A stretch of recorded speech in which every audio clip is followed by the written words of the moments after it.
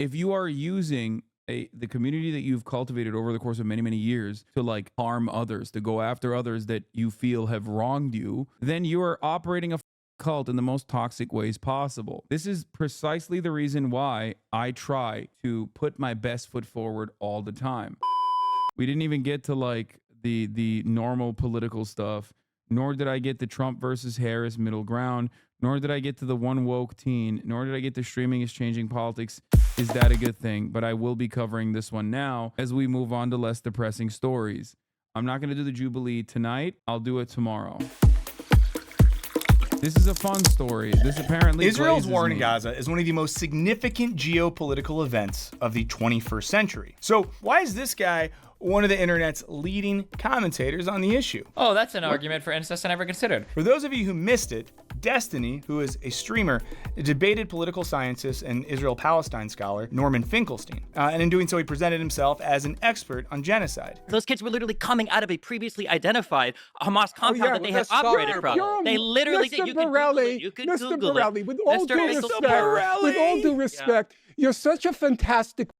It's terrifying. You know, later he went on and talked about how he absolutely dominated that debate. If the other side doesn't bring up a single coherent point from the entire conversation, which they didn't, and they're like being unhinged the entire time, I feel like hopefully it plays better to me. I definitely could have gone harder though, given how unhinged Norm was. And in the most important, Mr. Portobello, you are such a fantastical moron.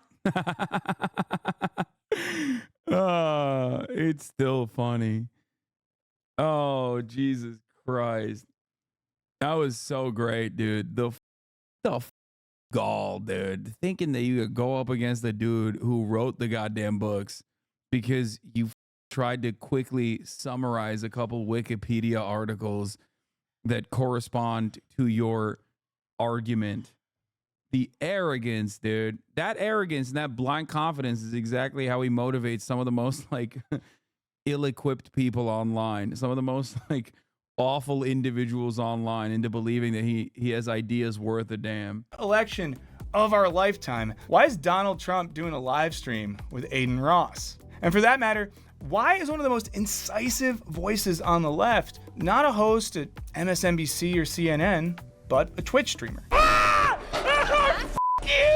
You know, Hasan Piker's critiques of liberal policies from within his streaming suite at the DNC apparently got him kicked out. I doubt that, NBC would be getting kicked out randomly. Which is cool. I'll be honest, guys. In general, it's cool to get kicked out of places. It's a cool badge of honor, unless you get kicked out for like a not good reason. Live streamers have become important enough in the political space that they can seemingly change minds, influence elections, and maybe even threaten major political parties. So how did folks like this go from streaming Grand Theft Auto 5 all day to reshaping our political discourse? And are they making a meaningful difference, or just enabling a sort of digital cosplay that lets us feel like we're activists when we're just sort of fueling Jeff Bezos' empire? Jeff Bezos, worst bald man alive. Change my mind in the comments if you think there's a worse bald guy. To understand political streaming, we got to start by contextualizing the seemingly unpolitical world of video game streaming. Because before these guys were interviewing world leaders, most of them were just streaming games from their bedrooms. And they all started over on Twitch, which is an Amazon-owned platform catering to gamers and their fans. And since Twitch took off, some streamers have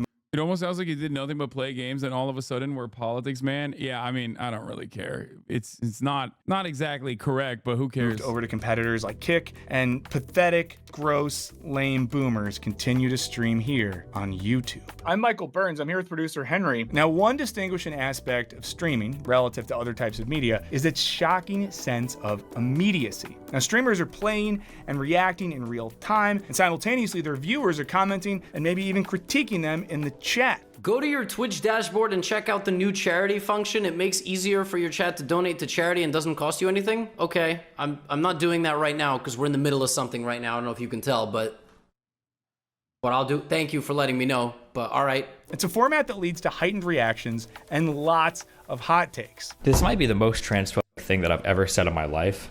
So here we go. I don't think I really believe in non-binary. And unlike traditional media, YouTube videos or podcasts, when users react to or, yell at streamers, well, streamers can yell back. It's like, how the do you arrive at that position while playing one of the most like pro-trans video games too? like what is wrong with this man, dude? His mind is just constantly churning out as much hatred as he possibly can come up with. Like, how back, which offers a thrill and attention that's only available in such an immediate format. I mean, imagine if you could yell at Rachel Maddow and she could yell back and call you a dirty little incel. I bet you'd like that, wouldn't you? But this sense of immediacy isn't just fun or kind of thrilling. It actually has the potential to shift how we relate to each other on a societal level. Scholar Yochai Benkler argues that social media democratizes communication by providing direct and unmediated access to information and discourse. As he sees it, digital networks allow for a genuine reorganization of the public sphere by weakening the power of commercial mass media and its owners and providing an avenue for diverse and politically mobilized communication that's less corruptible by money than traditional mass media. Now, in fairness, that was written in 2006, before a world where a bunch of cool, countercultural, free-thinking streamers like Temporal got paid hundreds of thousands of dollars by Russians to say stuff on their streams. Not very cool and countercultural, is it, Timothy? But I would say that if any of the Russians are watching this, seriously, you know what I'm saying? Let's get involved. Let's do it. Let's do the thing. I would do it for so much less, like a disgusting amount less. I saw how much you paid Temporal. 1/1000th of that, and I'll be here praising Putin. I'll get a Putin neck tattoo. Oh, I'll get a Putin lower back tattoo that says "Tootin' for Putin." That will maybe jiggle when I fart. But shadowy sponsors aside, for Benkler, the decentralization and democratization of information flow makes the public sphere more inclusive and participatory, providing a platform for non-market, peer-produced sources of filtration and accreditation. And this really helps alleviate information overload while also serving as a counterbalance to the concentrated power of traditional media. You can think about it this way, like the best things you've probably watched on the internet are because your friends were sharing them over and over, or a Reddit community you're a part of told you to watch it, right? It's not because some, traditional media source was like, please watch the new Connor O'Malley video. It's called Corey's, and it's a weird exploration of the way our identity split under late that video is a banger, by the way. God damn, Connor O'Malley's so good. Capitalism and the way that social media exacerbates those tensions, right? It was just your friend was like, check out the new O'Malley video. It's fucking crazy. Now, this all empowers viewers to contribute to public debate and hold those in power accountable. And in the context of political streaming, viewers are able to form communities with other audience members that can exist in the chat, on Discord servers, and social media, or hey, even real life. And please let us know if you ever met a stream friend in real life. Also, if you met a stream friend in real life and you're currently, handcuffed to a radiator in their basement, but you can kind of reach the keyboard, I guess type help and we'll try to find you. But it's not just immediacy and community that make political streaming so unique. Christopher J. Hopwood suggests that the ability of platforms like Twitch to enable the sharing of unfiltered thoughts and experiences in real time helps facilitate the expression of realness. This is something I think about quite a bit, which is like the democratization of media has led to people like myself existing in this space. But it also has very obvious downsides to it as well. I guess like if misinformation is going to occur, it's better if it's democratized. But also, it does kind of feel as though with less and less confidence in mainstream media, there are definitely instances where like misinfo presented by grifters can cause push for societal collapse, like especially when paired up with a lack of education, lack of critical thinking skills, lack of media literacy. So it's something that I think about quite a bit, because if the media is not, if there is no independent media, if there is no democratization of the dissemination of information, you don't get to have a different point of view on Israel, right? If you look at CNN, if you look at New York Times, and you get all your news from there, you are going to have a very different point of view on what is occurring in Gaza and why it's happening. So someone like myself will never be able to exist in that space. There will never be the gratuitous nature of like corporate overlords that say, you know what, we want this kind of information to be out there as well. That's not going to happen, right? They're always going to limit that to the neat little confines of whatever neoliberal hegemony allows you to say. Now, there is no extent to the right wing. There's no limitation to like how far right you can go unless you are also anti-Zionist. You can be anti-Semitic, but you can't be anti-Zionist and anti-Semitic, right? You can be anti-Semitic and get a prominent role in a media institution. You can't be anti-Semitic and also anti-Zionist at the same time, however. And on the other hand, there's a lot of people like there's a lot of people due to the fact that legacy papers have kind of dropped the ball time and time again in a very public fashion, where mainstream media is like whenever mainstream media is needed, like during COVID, right? When there needs to be like an organized way to disseminate information from an institute of authority, like during COVID, when there is, a serious pandemic occurring, right?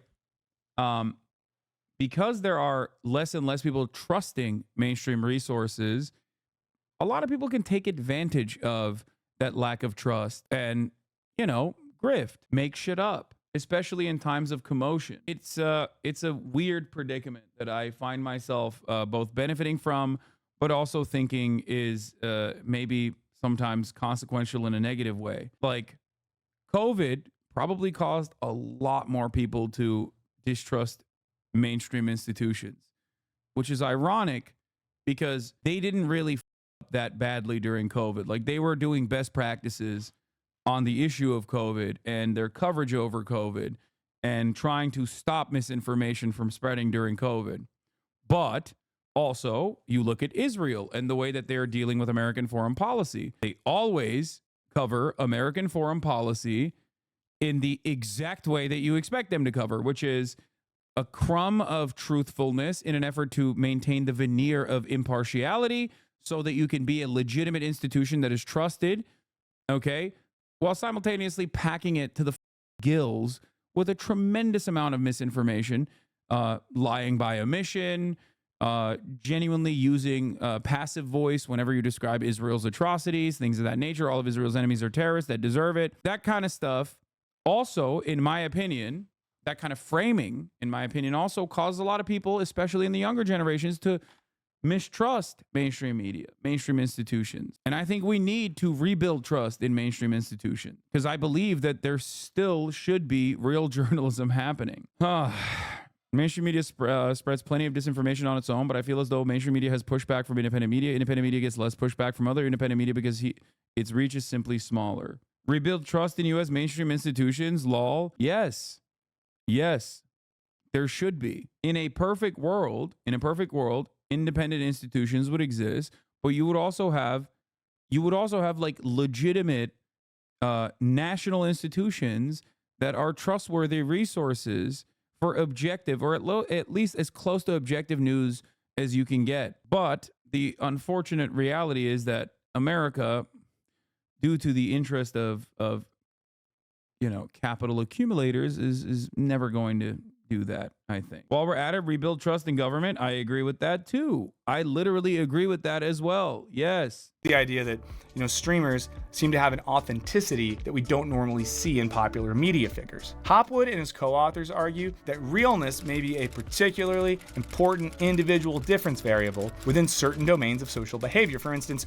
being real may be both harmful and beneficial for politicians, but for citizens, it is a key characteristic of trust. It's basically like when streamers seem like a cool person to hang out with, like how I'm a cool person to hang out with, I trust him more intuitively than I would some good-looking guy on TV with a slick haircut and a nice suit and he always says the right thing, Screw that guy. Now, some of this is simply a function of streamers broadcasting for huge amounts of time. Seriously, if you're not familiar with it's virtually impossible for me to be fake. No one is that good at presenting a fake version of themselves for 8 to 10 hours every single day. This sort of thing.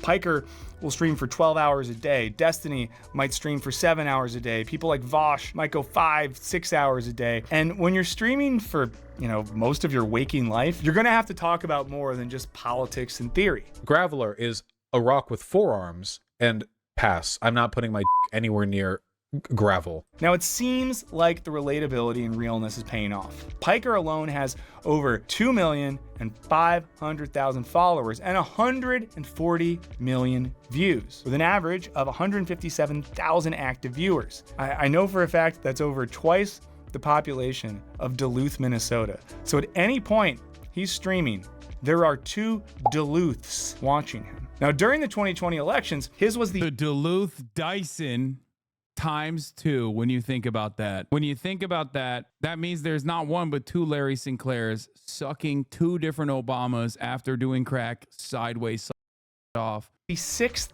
most watched election coverage stream. He averages a similar audience size to CBS and Fox News. And this seems to indicate that at least amongst a younger demographic, folks prefer more interactive and authentic content. And this has not escaped the attention of mainstream media. You get more people watching you of an evening than I do. But all of this doesn't answer the question of why we, you, me, all our friends, are so engrossed by political streaming, and why millions of folks spend just hours and hours of their lives enmeshed in these digital worlds. Now, it might have less to do with how it changes our opinions and more to do with how it actually changes our experience of time. Yes, friends, that's a real thing I'm about to argue, so don't tune out now. Before we keep going, I want... Not gonna lie, bro, I'm gonna start hating harder. You've been getting way too many glaze pieces lately. Dude, let me have a moment to breathe, okay?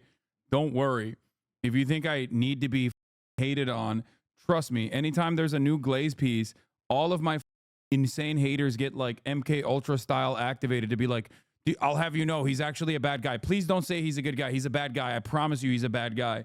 They go crazy over it. Trust. I also get on by my long-term subs anyway. They lose their goddamn mind. I wanted to give a shout out to our friends over at Yes Please Coffee. They're special because this is a company that I actually reached out to because I liked their coffee so much. I asked if they wanted to work with us, and thank God they did. They're based right here in Los Angeles. They're an independent company. Their beans are awesome. I've been drinking Yes Please for a few months now, and it's some of the best coffee I've ever had. My good friend producer Olivia said it changed her relationship to coffee. A lot of people from our stream community have tried it and loved it. Go to their website and then use the code Wisecrack for 20% off. There's a link down in the description as well.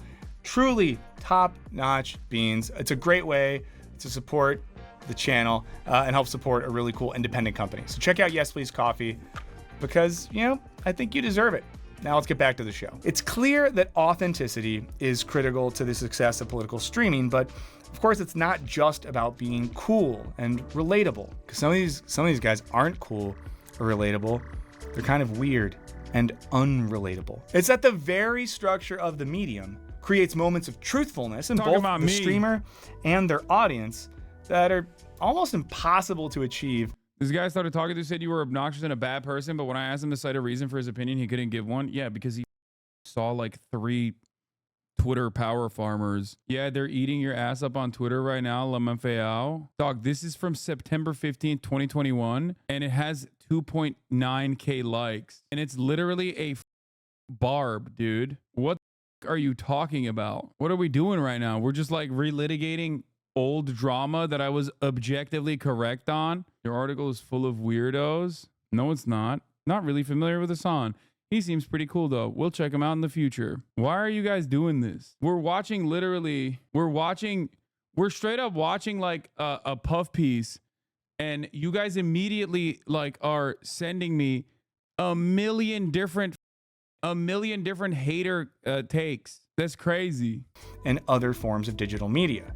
Now we can better understand this via the work of French philosopher Henri Bergson and his concept of pure duration. Now, for Bergson, duration is a way of thinking about time, or a type of time which operates in distinction from clock time. It's not mathematical or mechanical. Like I have a little watch right now, and the second thing it's going 50, 51, 52, 53, right? Sequential, linear, mathematical, things of that nature. But duration is more to do with our experience of time. Imagine what it feels like to wait for 45 minutes in the waiting room of your dentist. It feels like an eternity. Now imagine what it feels like to spend 45 minutes catching up with your best friend that you haven't seen in a while. It probably flies by, and before you know it, they're on their way and you wish that you could hang out for longer. Same amount of, linear time, but we experience it way differently. And we see this at play in the unique temporal experience of watching a live stream. Now, unlike watching a cable news show, which is broken up into distinct segments and commercial breaks equaling precisely 1 hour, streams can often go on for hours without any segment breaks or time constraints. Unless there's a 3-minute ad break at the top of the hour, of course, because at the top of the hour, there's a 3-minute ad break. To be clear, some streamers do have sponsors or take little breaks to talk about that, but it's not quite the same as which of course, Lamau, this video is going to make me stop watching streaming entirely. Yeah, why are what is the reason for why chatters immediately try to grief me when there's any kind of like positive movement? What is that about? Like, and I know chatters aren't doing that because they like hate me or anything, but it is a very weird attitude that a lot of chat has where they're like, it's weird. It's a weird tendency that y'all have. What is that? Like, damn, man, people are saying nice things about you. Dude, well, watch this guy lie about you. You know what I mean?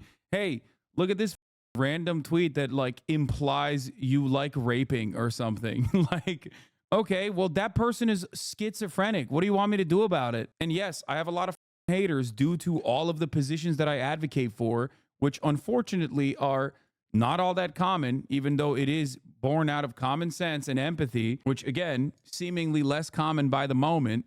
So yeah, there's plenty of these people who are delusional and insane. Don't know why you have to give them more air and I don't know, make it seem like it's a valid point of critique. Cutting away to, I don't know, some commercial about mesothelioma. How will this affect my loved ones? But all of this creates a sense of flow that affects both the streamer and the audience. And in doing so, it can collapse the way that we think about and experience time. Now think about it this way, okay? You're pretty unlikely to get home from work and just say, now I'm gonna sit in front of a screen for 5 hours, watching a guy talk about politics, play some games, hey, maybe do some research. Instead, you probably just tune into your favorite streamer, and then before you know it, you're caught up in the discussion, you're jumping in the chat, you're participating in an active way, and then 5 hours have passed, and holy crap, you have to be up for work soon. Now for Bergson, this disillusion of clock time creates the space for pure duration, where we're purely in the moment, fully experiencing our own internal lives. Now, Bergson unfortunately died way before he could watch H Bomber Guy stream Donkey Kong 64 for 57 hours straight, but he'd maybe consider it in terms of music. Donkey Kong is my favorite. Now, music does follow a specific temporal structure, right? It conforms to a certain clock time. Maybe a song is in 4/4 at 110 beats per minute. But when you're caught up in a song that you love, your experience is one of pure duration. You're not thinking about measures and time signatures. You're just fully in it. This is why deadheads can vibe out to a song for like 45 minutes and then want more as soon as it ends. Because when that music never stops, you sort of feel free from everything else. This feeling of temporal freedom is the exception to the rule of our normal lives, which, let's be honest, are mostly governed by clock time, and more specifically, work time or work clock time. Now, as Bergson writes, we spend the majority of our lives outside ourselves, hardly perceiving anything of ourselves but our own ghost. He goes on to write that we live for the external world rather than for ourselves. We speak rather than we think. We are acted rather than act ourselves. This means that our identities and our internal states of consciousness are shaped by rigid clock time. It's like, maybe I'm this person when I'm at home. Yep. When I'm this person when I'm at work. My pity does not extend so far as to her putting a man's life at stake. And I'm this person with my old-timey street gang. Everybody dress up sweet and sharp. We can sing vicious 4-part harmonies and then just cut you into pieces. But considered from a perspective of duration, I'm all of these things at once. And my identity and consciousness are constantly unfolding. And streamers are able to tap into this, creating an experience of duration in which different elements of their consciousness or perspective emerge over time. Think about the stream marathons of someone like Ludwig, where dramatic variations in his behavior can create a palpable sense of authenticity. Sometimes even a streamer's mistakes or lapses in judgment or random asides, make them feel most real to us. Hawk Tua on that phobia. Take this time that Hasan Piker, seemingly forgetting that he was streaming, got a little bit distracted.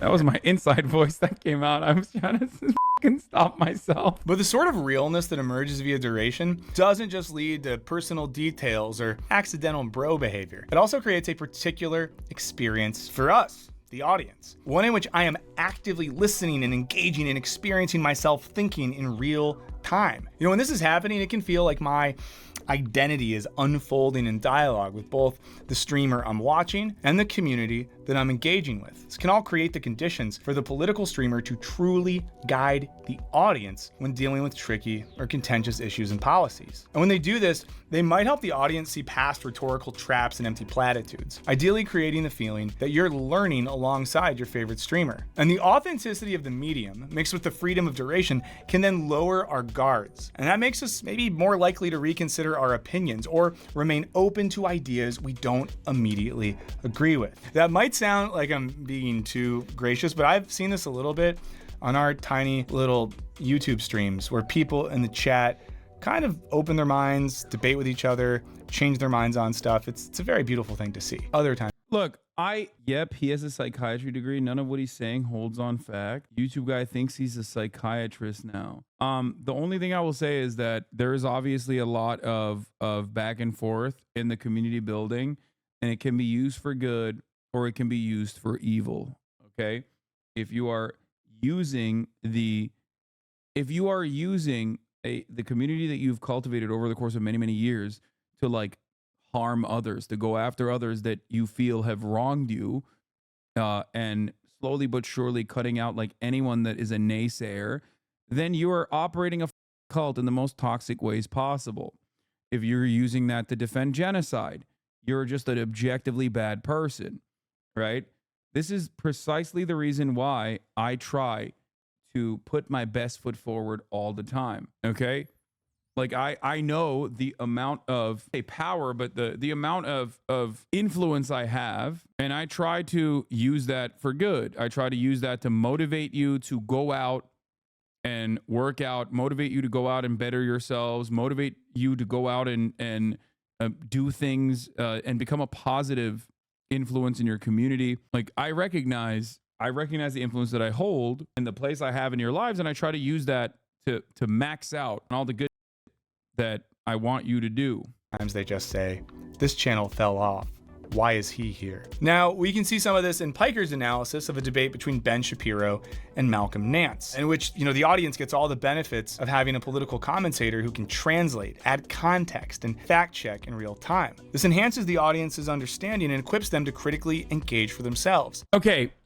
It's actually pretty simple. And it's not just that political streamers are able to offer us more honest and authentic analysis than traditional news media. They also have a pretty dialectical relationship with their audiences, participating in an open back and forth that can shift the conversation or lead to digressions and insights that a streamer maybe wouldn't arrive at on their own. The duration of these streams and the communities they engender really do open up new types of interaction between host and audience. One where, unlike most experiences of our media consumption, you feel like relational aggression as a result of you creating a tightly bonded community can cause a lot of chatters to feel as though their parasocial bond is threatened when your image of being a hated for saying the truth is threatened by showing you may not have as many haters. It causes a sort of dissonance where your chatters support you, but feel your changing image can threaten who you are. TLDR, they're toxic. Yeah, I mean, I think it's in the simplest, not nerdy words, just gatekeeping.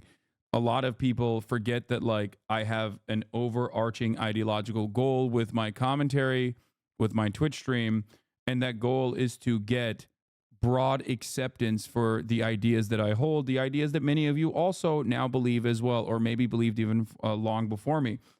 And that is precisely the reason why I always want to expand. I always want to grow this community, okay? Every single thing that I do is in the direction of growing this community so that there are more like-minded people that will be more charitable to my worldview, because I think that my worldview would genuinely improve people's material conditions. A lot of people fail to remember that and sometimes maybe think, oh, I want to gatekeep this stuff. I don't like it. Like, you're getting looks by NBC. You got prominently displayed on CNN. That's not a good thing. That's a bad thing. It's only a bad thing. Wait, what? So your voice does matter, but you won't endorse Kamala? Wow, that's so funny. If Kamala wants my endorsement, she can have it. She just needs to say the magic words, okay? No more weapons to Israel. Also, none of this right-wing immigration stuff. You know, those are things you, aside from the Kamala quip here, I think a lot of people don't understand. I think a lot of people don't understand that there is a goal beyond just like me. That's why I do these collaborations too. And also because I like to have fun and be normal in the wild as well. It's like when my dog sees other dogs come up to me and she gets super jelly. Yeah. Being in the audience actually matters. You know, we see this in an instance like Piker responding to his audience when they had concerns about the rise of anti-woke rhetoric. It's no longer going to be irrelevant when that's all you talk about in the next 4 years. I'm just telling you what's going to happen.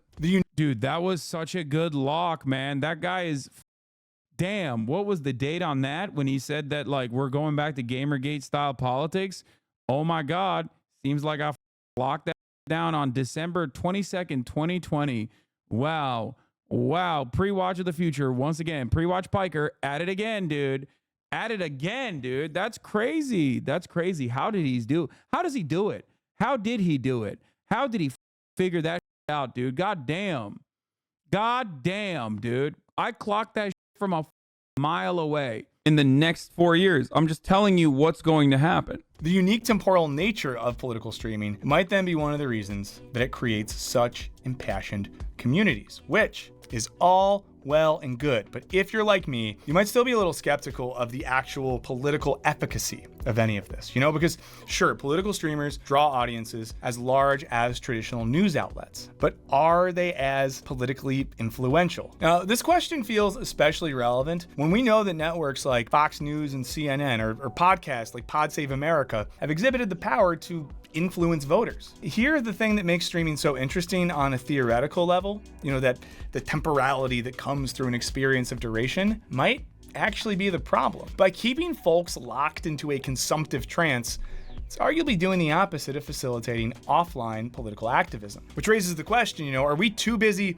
watching political streams to actually participate in politics? Well, maybe not, because recently we have seen more and more streamers step out of their bedrooms and engage in on-the-ground reporting that connects their streaming work to political action, while also offering more immediate and authentic coverage than what we might find on the evening news. And you know, all of this is of course made easier by the relative accessibility and affordability of streaming technology. Now we see this whether it's Hasan Piker visiting a campus protest at UCLA or Destiny visiting Israel. These on-the-ground reactions to... You know, whether it be the anti-genocide guy going to an anti-genocide protest or the pro-genocide guy going to the genocide country. Yeah, checking my notes. Seems like this guy is pro-genocide at the genocide country doing more pro-genocide propaganda. Current political events, you know, highlighted especially in the coverage, ongoing campus protests against Israel's war in Gaza are especially impactful during a time when it really does feel like there's a growing information vacuum. Whether it's, you know, the defunding of newsrooms, but also that's the other thing is like, what market void are you filling? You know what I mean? It's like, hey guys, there wasn't enough mainstream outlets that were unconditionally defending Israel from Israel. So we got another guy to go and defend Israel from Israel who was also pro-Israel, you know? There was a real shortage in mainstream media for people who would do the brave task of defending Israel's genocide. But this time they also say slurs, okay? Real market void for Jake Tapper not defending the right to say the N-word as a white guy. So now we got Jake Tapper, but he also defends saying the N-word as a white guy. Oh my Lord. Real untapped market for a liberal who is basically a 4chan vacuum. Across America, or the seeming You're upset he's in the same vid as you? I mean, yeah, for sure. I think that what I do is good. And I think what he does is objectively a stain on mankind. I don't know why this is like an own in your mind. Yes, I think like a guy who is a serial mass harasser of anyone who he sicks his rabid fan base on, is not a good guy, especially when he's defending genocide. A scourge, if you will. Tameability of fake news. It's all led to an overall decline in the quality of and our trust in traditional news sources. As Palmer, Toff, and Nielsen argue, when the public view the media as less trustworthy than politicians, it becomes easier for populist figures to lump the news media into a group with political and economic elites and claim for themselves the role of public defender. And for younger folks who have come of age in this era of distrust, streaming seems like a viable alternative for a number of reasons, especially as it continues to enter the real world. Now, one of them is that its unfiltered and instantaneous nature allows viewers to witness events as they unfold in real time, which facilitates trust while also minimizing the potential manipulation we might associate with edited news broadcasts. Another is that when streamers are reporting from the field, they're normally going to center the perspectives of regular people actively participating in the event rather than highly paid experts or pundits typically featured on mainstream news shows. You know, as someone who was personally watching both streams from the UCLA protest earlier this year and then also watching local LA news, I'll simply say that we saw two pretty different perspectives on what was happening. I think this, alongside with like what Brett did, like all the other content creators that were there, like I think this was I think one of my most consequential things that I've done. You're blinded by your hate of the gnome and are not being truthful. Both of you are misrepresenting each other. Maybe this is by design and I'm a naive viewer. Yes, you're a 24-month subscriber. That is a naive viewer. I'm always in awe of how people can maintain this, like both sides are the same principle. Yeah. Yes, you are. I am not misrepresenting Destiny's pro-Israel, pro-genocide position.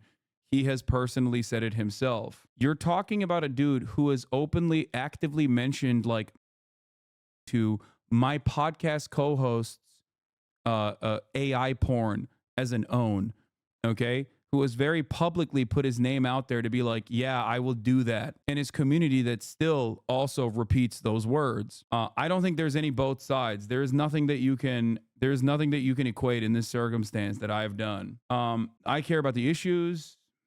I care about, policies. I care about offering context to real-time news coverage. He cares about drama. Why was this your most consequential stream? Because I think there's no better demonstration of mainstream media openly and actively framing an issue in a nefarious way than basically pointing to what the actual encampments look like from the inside versus how the media covered it. Like, it was such a glaringly obvious piece of original reporting that went against what the media's overarching narrative was about these encampments being like aggressive in nature. I'm still waiting to see what this person is saying. This is the most active defense that you can engage with without coming across as like a pure partisan in this situation. Oh, well, both of you guys do stuff. And it's always funny when they say that, because there was a Discord. There was literally like Discord screenshots of them mentioning me like 90,000 times versus my Discord. We looked at it and the name Destiny was mentioned 9,000 total times. And the overwhelming majority of that was coming from the gaming discussion part of my Discord because they were talking about the video game. So it's almost always like 90 to 10, but people still maintain this position as though there's like both sides are doing this. For the past 6 years at this point, I've rarely ever mentioned this person. He has never stopped mentioning me. Yeah. Oh, here, this is the one. This was the link. It was crazy. Just normal, not unhinged statements. The only time he mentioned he didn't want you talking about him was when he was getting destroyed by Finkelstein. Yeah, that was a wonderful moment online. Why can't we chat his name, though? I know you don't care about him enough to ban his name in chat. For obvious reasons, because I don't want him to I don't want mentions of Boner Chelly to be gumming up the works, okay? Like right now, this is a great example. We've taken a sidestep from this. We stopped the coverage of whatever the looking at, and now his insane fan base is just going crazy over it. But what did that guy say? I'm pro-Palestine all the way. Actually went away from your stream in 2021 since you were not bringing up Palestine. You're the best on Palestine, and that's what matters the most to me. but both of you are bad faith. Maybe there's way too much bad blood between the two of you. Dude, why is it that whenever I ask for a direct question, these guys never actually bring anything up? It just doesn't make any sense. It just doesn't. I always ask, I'm like, what do you mean by this? Like, what have I done that is like bad faith? And there's no good answer. It's always just like some weird, vague generalization. Pro-Palestinian activists in this barricaded encampment refuse. Can you guys talk one time? You guys are top political live streamers. First of all, come on. It's like Albania saying between us and the United States, we are what comprise of NATO, just like back in the day when Albania was saying between us and China, we comprise of 1 billion. Yeah. You're being a little nice, I think. Is this group cyberstalking? Yes. You know what you've done. Yeah. I'm as pro-Palestine as it gets, which is why you were just as bad as the pro-genocide sponsored by Israel N-word use defending white guy. Hey, man, why don't you talk to the guy who's like objectively pro-genocide, who has actively cyberstalked you with his community for the past 6 years, who has taken every opportunity to lie about you to as many people that will listen? Why don't you just like be charitable to that guy who you disagree with on virtually every issue? Just talk to him after he got banned for literally mass harassment over and over again for any person, including myself, but I'm at least like large enough to withstand these kinds of attacks. But like any creator, my size, all the way down to like tiny creators with like 30 concurrent viewers. That's the difference. I want nothing to do with this person. Did you just leak why he got banned? No, there are a million reasons. This is my suspicion. Why don't you just block him? I have. What are you talking about? I have. There's not a moment in my day where I think about this person or his community. It's only when I'm live when his fans come in here with like their 11th sock account, or sometimes dual fans, which is even weirder, that have been around for a very long time, where they come in and they're like, well, both of you guys have done stuff. I have my reasons. I have. You condemn Twitch for unbanning Sneeko and not unbanning Boner Chelly. Yeah, I think it's ridiculous that Twitch unbanned Sneeko. I think both Sneeko and Boner Chelly should continue being banned. If it were up to me, I would never unban Sneeko. Are you insane? Are you out of your mind? Do you think I have a positive association with like Twitch turning around and unbanning some random freaks, dude? Are you crazy? I'd much rather unban iShowSpeed before unbanning someone like Sneeko. And for the record, I am pro rehabilitation. It's just someone needs to be rehabilitated first, okay? Using in order to disperse. Peaceful protest! Peaceful protest! And the efficacy of these sorts of streams has definitely caught the attention of politicians who want to Mods got to him before me. The anti-natalist weirdo. Speak directly to younger voters. At the end of the 2020 election season, Congresswomen Alexandria Ocasio-Cortez and Ilhan Omar jumped on Twitch to organize a Get Out the Vote stream with a variety of popular streamers, politically minded and otherwise. They played the then popular multiplayer game Among Us, and they had over 500,000 people, most of whom were of early voting age, who were there to watch and ask questions about the candidates and policies in a way that felt a lot more authentic and casual than a press conference or even a real town hall. Imagine showing up to the doctor and just saying you need help and getting it. More recently at the 2024 DNC, Hasan Piker was on location streaming until he maybe got kicked out. And of course, politicians on the right have also been attempting to use streaming as a way to get out their messages, as in Trump's aforementioned appearance on Aiden Ross's stream, in which Ross, I guess, gifted Trump a Rolex and a Cybertruck. I can't imagine Donald Trump driving a car. Can he drive a car? Is there video of him driving? I've seen him on a golf cart, not a car. If you have video of him driving a car, send it to us. I don't think he can drive a car. And in 2022, GOP rep Matt Gaetz live streamed on Twitch. And hey, if you didn't see it, it did not go super well. While my streaming numbers are not amazing, I consistently dominate Matt Gaetz, which is something. So if the revolution won't be televised, will it at least be streamed? Friends, it's hard to say. But it is worth noting that it's not all good vibes and egalitarian spirit in the world of political streaming. There's a bunch of stuff we didn't include in this video, to be very honest with you, because a lot of the right-wing streaming folks that are popular very much are little Nazis, and we didn't want to put little Nazis in the video. Now, plenty of folks who are out there use their platforms to just reinforce the status quo while cultivating audiences that are more sycophantic than curious. But on a personal level, during my experience streaming here on YouTube, I've really gotten to see how quickly communities of open-minded and empathetic and weird people can form, and then how these communities can be used to facilitate spaces of critical thinking about what's going on in the world. Special shout out to all the Wisecrack live heads out there. I really like you all very much. Thanks for hanging out with me every week. I also do want to give a shout out to Garrett Kruper. Now, he helped us with this video, and he recently finished a whole PhD project on political streaming. He shared some of that research with us. He helped out with this. And if you want to learn more about Garrett and his work, tune in to our stream on Wednesday, and we're gonna have him on to talk about his project and more about streaming. And in general, if you've ever wanted to check out one of our streams, we stream every Monday and every Wednesday at 10 a.m. Pacific, right here. Oh my God, bro. Y'all are so desperate for any crumb of interaction. Please stop.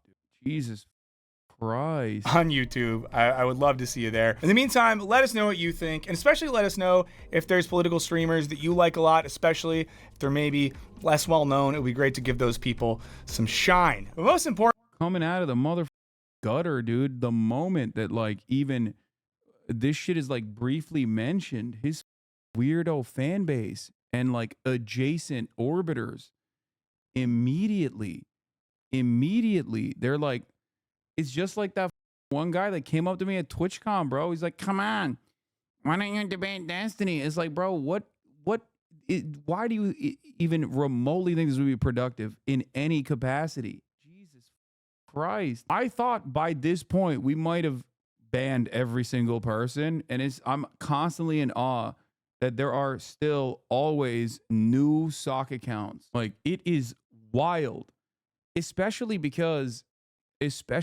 like, I don't think there's another community that is this resilient with the limited amount of size that they have, but like the amount of impact that they have that is so outsized because they're just constantly, permanently online. Holy, one of your security guards loved that you on that kid, by the way. It's just like, dedicate your life to anything else, please, man. Please, I promise you, you will be much happier. And it's like my idiotic community members too. Can you comment on this asshole saying you're endorsing women is actually so gross? No, dude, because that is an insane thing. And you bringing that up literally is just giving it legitimacy. How do you not understand that? Why the would I ever in a million years respond to something so stupid, so obviously out of context? Are you actually brain dead? It doesn't make any sense to me. Like, sometimes I can't tell if like this is a person who thinks they're doing the right thing. That tweet had 6K likes before Hasan put it on screen. Now it has 19K likes. You're all drama addicted idiots. Oh, 100%. I genuinely want to get it.